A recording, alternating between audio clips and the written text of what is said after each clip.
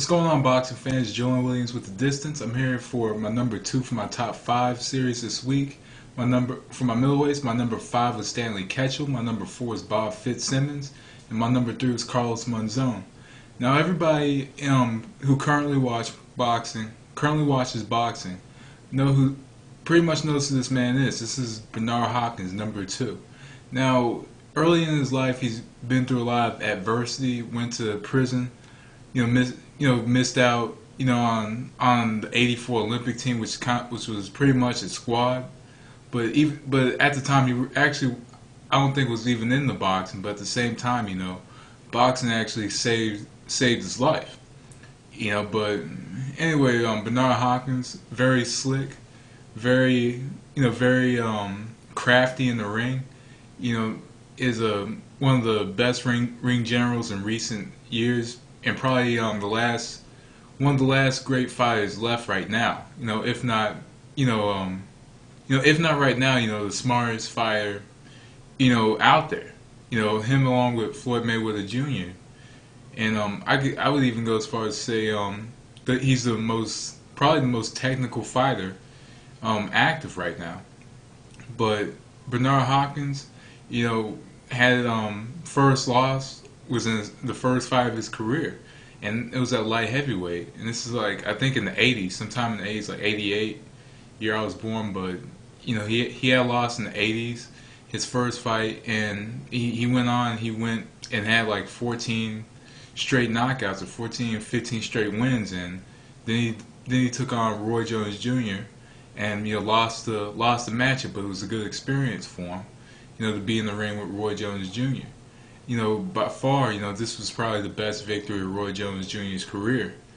But at the same time, it was kind of the beginning of Bernard Hopkins coming out as a middleweight, because I believe in the next matchup, he was fighting for the championship again, or a couple matchups later against Segundo Mercado. And, in this matchup, he was knocked down a couple times, and he came back and was a draw. He fought him again, I believe he fought him again in the rematch, and he won in the 6th or 7th round by technical knockout. And this was the beginning of a long reign.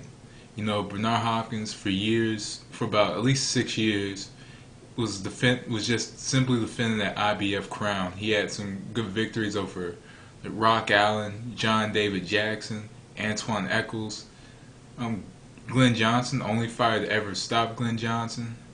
And then, in 2001, there was this middleweight tournament with the champions. It was William Joppy, Felix Trinidad, Keith Holmes, and Bernard Hopkins, of course.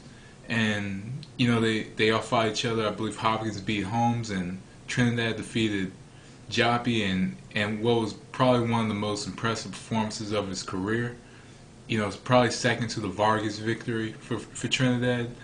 And now the man was very high for Hopkins versus Trinidad, and the matchup was supposed to take place early September. It took place late September, and Hopkins just picked apart Felix Trinidad. Trinidad was the favorite because he was one of the top pound for pound fighters, along with Hopkins. But everybody knew Trinidad because he's the first man to defeat De La Hoya and the first man to defeat Vargas.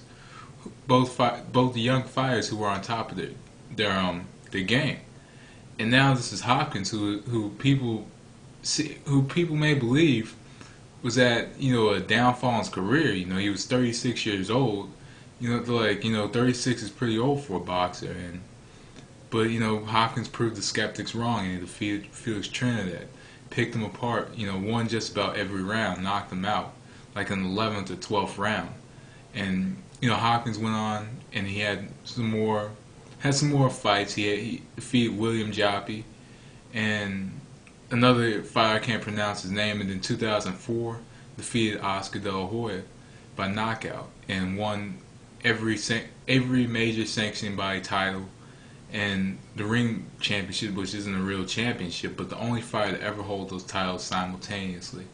So he lost to Jermaine Taylor, lost the belts to Jermaine Taylor, and what were close matchups. But you can't forget the fact that Bernard Hopkins is probably one of the greatest middleweights of all time. He held that division down for almost 11 years. So you gotta, give credit where credit's due. 21 or 20 title defenses, was amazing in the sport of boxing. All back to back. So my number 2 for this week is Bernard Hopkins, and I'll be back with number 1 tomorrow. But anyway, thanks for watching. This is Distance. Peace.